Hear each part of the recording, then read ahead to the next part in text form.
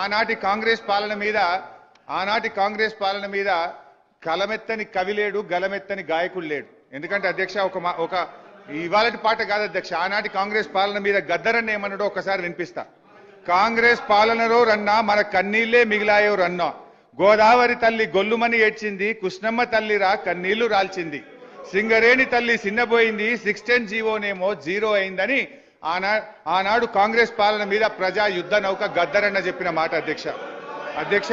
అందశ్రీ గారు ఉత్తరాన గోదావరి ఉప్పొంగి ఉరకనేమి, దక్షిణాన కృష్ణమ్మ దర్జాగా పారనేమి, నీళ్లు లేక నోళ్లు తెరిచిన బీళ్లను చూడు, మా పల్లెలన్నీ బోసిబోగా తల్లడిల్లుతున్న తల్లి, చూడు తెలంగాణ చుక్క నీళ్లు దేదైన దాన, మా గోడు తెలంగాణ బతుకు పాడైన దాన అని అందశ్రీ గారు ఆనాటి కాంగ్రెస్ పాలన మీద రాసిన పాట అధ్యక్ష.